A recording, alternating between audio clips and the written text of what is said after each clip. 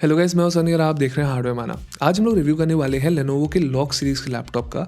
और log series अगर आपको नहीं पता तो ये बेसिकली एक रिप्लेसमेंट है for the IdeaPad gaming series. तो आज जो हम लोग कन्फिगरेशन चेक करें, ये आता है AMD के Ryzen 7840HS के साथ, RTX 4060 8GB के साथ, एक 512GB SSD के साथ और एक 144Hz IPS स्क्रीन के साथ। अब आप में से शायद कुछ लोगों को पता होगा कि लेनोवो अपनी लीजेंड सीरीज़ के लिए फेमस है। वो काफ़ी ज़्यादा वैल्यू फॉर मनी सीरीज़ है, काफ़ी आपको अच्छी क्वालिटी का हार्डवेयर प्रोवाइड करती है with lot of good bells and whistles. ये सीरीज थोड़ी सी कट डाउन है कॉस्ट में, लेकिन परफॉर्मेंस के मामले काफी हद तक इन्होंने अच्छा काम किया, उसके बारे में बताता हूँ थोड़ी देर में। लेकिन there are definitely some shortcomings जिनके बारे में बात करना जरूरी है। तो काफी कुछ है डिस्कस करने के लिए, बिना किसी देर के लेट्स बिगिन।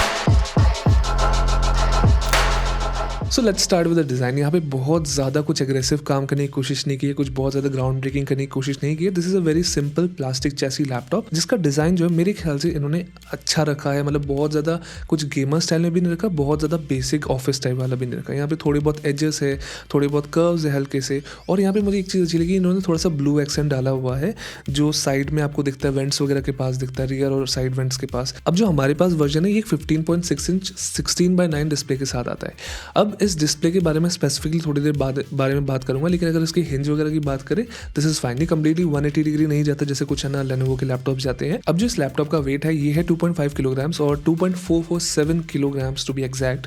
एंड इसका चार्जर मुझे काफी छोटा लगा। इट्स अ 170 वॉट है ना AC अडेप्टर, लेकिन ये इसका साइज बहुत छोटा है compare to many other laptops, जो अच्छा है, कैरी करने में थोड़ा सा ईजी है। अगर हम लोग इसके IO पैकेज की बात करें, इसकी सिलेक्शन अच्छी है। यहाँ पे आपको राइट साइड पे है ना टाइप A पोर्ट मिल जाता है, लेफ्ट साइड पे एक टाइप C पोर्ट मिल जाता है, और जो बैक साइड है वहाँ पे HDMI और बाकी USB पोर्ट्स आपको मिल जाते हैं। और बिकॉज एक बजट लैपटॉप है, यहाँ पे कोई है ना आपको विंडोज हेलो फीचर वगैरह नहीं मिलने वाला, या फिर आपको कोई है ना फिंगरप्रिंट रीडर वगैरह नहीं मिलने वाला। लेकिन I think that's fine, completely fine, आपका इधर से काम चल जाएगा। और अगर हम लोग कीबोर्ड की बात करें या ट्रैक पैड वाले एरिया की बात करें, this is a very traditional है ना लेनोवो स्टाइल कीबोर्ड, जो मुझे हमेशा से अच्छा लगा। मुझे लेनोवो के कीबोर्ड थोड़े से ज़्यादा अच्छे लगते हैं। I don't know why. I mean इनके कीज काफ़ी ज़्यादा टैक्टाइल है, ट्रैवल डिस्टेंस जो है वो भी ठीक ठाक है, and there is some good feedback from it. और जो ट्रैक पैड है वो अच्छा काम करता है, बहुत ज़्यादा बड़ा नहीं है, बहुत ज़्यादा छोटा नहीं है, इट्स कंप्लीटली एवरेज साइज। लेकिन परफॉर्मेंस साइज मुझे कोई कंप्लेन नहीं है, जो मैं एक्सपेक्ट करता हूँ ऑब्वियसली इस प्राइस के लैपटॉप के साथ। प्राइस बताना भूल गया actually, it's 1 lakh rupees for this configuration. आप थोड़ा ऊपर नीचे कन्फिगर करेंगे तो ये थोड़ा सा प्राइस ऊपर नीचे जा सकता है। जो यहाँ पे स्पीकर्स है बहुत ज़्यादा कुछ खास नहीं है। यहाँ पे क्लैरिटी है वो अच्छी बात है, बहुत ज़्यादा मुशी साउंड नहीं होते, और जो बेस है वो बहुत कम है। लेकिन अगर आपको सिर्फ ना कोई मान लीजिए कुछ इमरजेंसी में कोई यूट्यूब वीडियो या यूट्यूब ट्यूटोरियल वगैरह देखना पड़ जाए तो आपका काम चल जाएगा।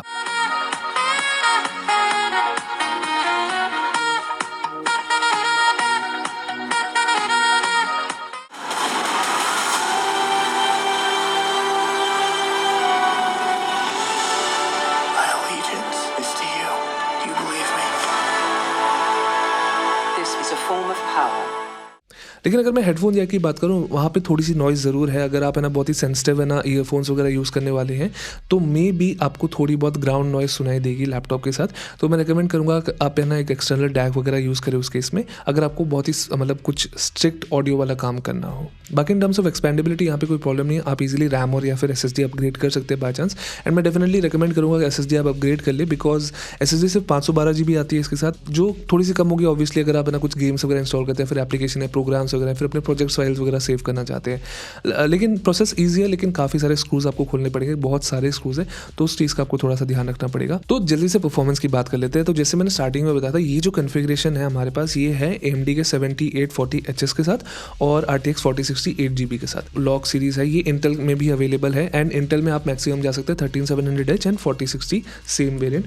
वहाँ पे एडवांटेज ये है कि आपको ज़्यादा अच्छी स्क्रीन का ऑप्शन मिलता है। This is a 1080p screen, लेकिन अगर आप है ना इंटेल वाला ऑप्शन चूज करते हैं then you will get a 2560x1440p screen आपको मिल सकती है, जो थोड़ा सा ऑड है। आई एम नॉट श्योर कि AMD में उन्होंने ये क्यू ऑप्शन नहीं प्रोवाइड किया, but there are some things जो स्क्रीन के बारे में बताना चाहता हूँ, लास्ट में आपको बताता हूँ, थोड़ा सा है कुछ डिस्कस करने लायक। तो कुछ बेंचमार्क्स की बात करते हैं, तो हमें टाइम स्पाई में अप्रोक्सीमेट स्कोर मिला था 9800 के आसपास, जो ठीक है, अच्छी परफॉर्मेंस है for this price range. Cinebench में भी स्कोर्स अच्छे हैं, ऑलमोस्ट 15,000 रीच हो रहे हैं, 1700 के आसपास हमारे सिंगल कोर स्पीड्स के स्कोर है। PC Mark 10 में भी अप्रोक्सीमेटली 7400 के आसपास स्कोर कर रहे हैं। और हम लोग प्यूजेट बेंच वगैरह की बात करें, यानी डाविंची रिजॉल्व की परफॉर्मेंस या फिर फोटोशॉप की परफॉर्मेंस या फिर प्रीमियर प्रो की परफॉर्मेंस, एडिटिंग परफॉर्मेंस, तो आपको जो स्कोर मिल रहा है वो अच्छा मिल रहा है। ये स्कोर्स अच्छे हैं, अबव एवरेज नहीं है लेकिन एवरेज जरूर है। ब्लेंडर CPU GPU के स्कोर्स भी अच्छे हैं जैसे आप देख रहे हैं। और 7-zip की बात करें डायरेक्टली अगर इंटेल से कंपेयर करें थोड़े से स्कोर मुझे कम लगे। आई थिंक इंटेल वाले 3700H वाले लैपटॉप्स खासकर हायर पावर कॉन्फ़िगरेशन में थोड़ा ज़्यादा अच्छा परफॉर्म करते हैं, यानी डी कंप्रेशन वाले टाइम में, मतलब गेम्स वगैरह अगर अनपैक वगैरह कुछ आप कर रहे हैं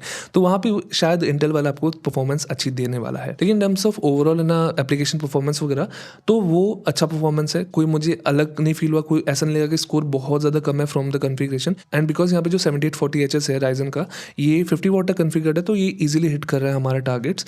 और अगर हम लोग क्लॉक स्पीड्स वगैरह की बात करें वो भी अच्छे खासे स्टेबल जा रहे हैं, मतलब अपने जैसे हिट करने चाहिए। लेकिन डेफिनेटली इससे ज़्यादा अच्छा स्कोर करने वाले 7840HS मार्केट में मौजूद है, जिनके स्कोर्स थोड़े से इससे ज़्यादा हो सकते हैं, वो डिपेंडिंग उनकी कॉन्फ़िगरेशन कैसी होगी। मेरा ये पर्सनल ओपिनियन है, अगर आपको वीडियो एडिटिंग वगैरह करनी है डेफिनेटली इंटेल वाला ऑप्शन फिर भी बेटर है, जस्ट बिकॉज उसका जो IGPU है ज़्यादा अच्छा कॉन्फ़िगर्ड है फॉर लाइक हार्डवेयर डिकोडिंग वगैरह। तो गेमिंग परफॉर्मेंस की बात करते हैं एंड जस्ट टू प्रीफेस, हम लोग यहाँ पे पूरी in game higher settings possible use करें और जहाँ पे RTX की ऑप्शन है वो यूज़ करें। हम लोग को DLSS वगैरह यूज़ नहीं कर रहे, तो this is basically raw performance, या फिर आप कह सकते हो वर्स्ट केस सिनेरियो। अगर आप है ना थोड़ी बहुत सेटिंग्स वगैरह कम करेंगे तो डेफिनेटली आपको ज़्यादा इससे अच्छे नंबर्स मिलेंगे। तो शुरुआत करते हैं विद एपेक्स लेजेंड्स और हमें मिले थे अप्रॉक्सीमेटली 180 एवरेज FPS।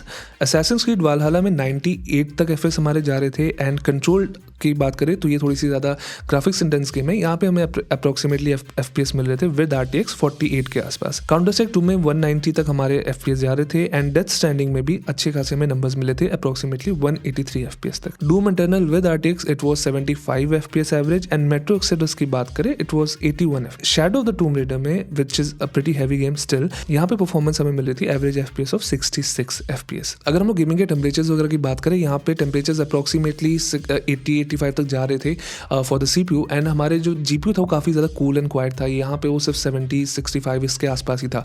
लेकिन remember this is at a very low ambient temperature. यहाँ पे अमृतसर में बहुत ज़्यादा ठंडी हो रखी है। This is at a ambient temperature of like 11 to 12 degrees room के टेम्परेचर की मैं बात कर रहा हूँ, तो उसके मामले में तो ये अच्छा ही है। लेकिन गर्मियों में डेफिनेटली आप एक्सपेक्ट कर सकते हैं ये जो टेम्परेचर है शायद है ना 85 तक जा सकते हैं, लेकिन at a much higher fan speed. इस दौरान मतलब इस टाइम पे तो फैन स्पीड्स काफ़ी कंट्रोल में है एंड फैन स्पीड से ही ये रहा फैन स्पीड्स का एक साउंड सैंपल।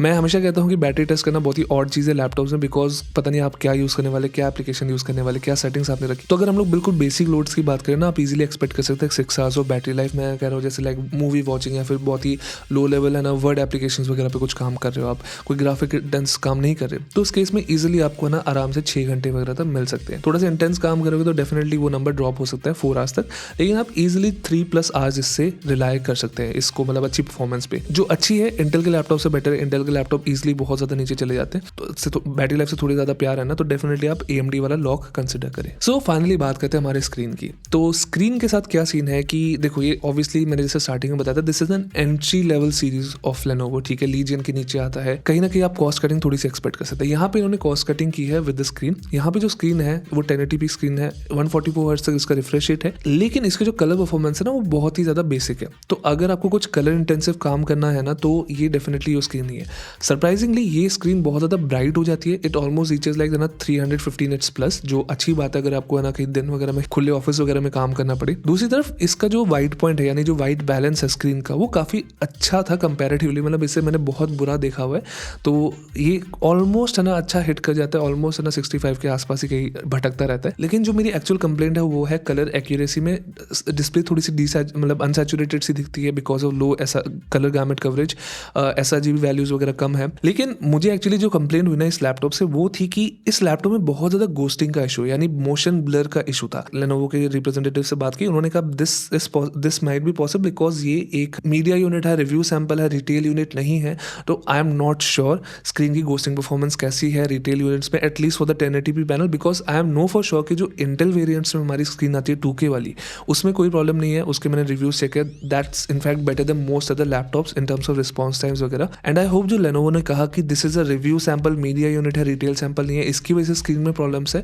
बिकॉज अदरवाइज जो स्क्रीन की क्वालिटी मैंने देखी ना in terms of ghosting performance, this is easily one of the poorest performance जो मैंने मोशन क्लैरिटी की देखिए in a laptop, in a modern day laptop. There are definitely 1 और 2 थिंग्स जो मैंने एक्सपीरियंस की अपने यूसेज के टाइम, कि लैपटॉप को जैसे for example let's say I put it in performance mode और मैंने इसको स्लीप पे छोड़ दिया, एक दिन मैंने स्लीप पे छोड़ दिया, अगले दिन आके जब मैं ऑन करता हूँ लैपटॉप को, इट डज नॉट बूट, जो एसएसडी था वो डिटेक्ट ही नहीं हुई, तो मुझे पूरा रीस्टार्ट करना पड़ा।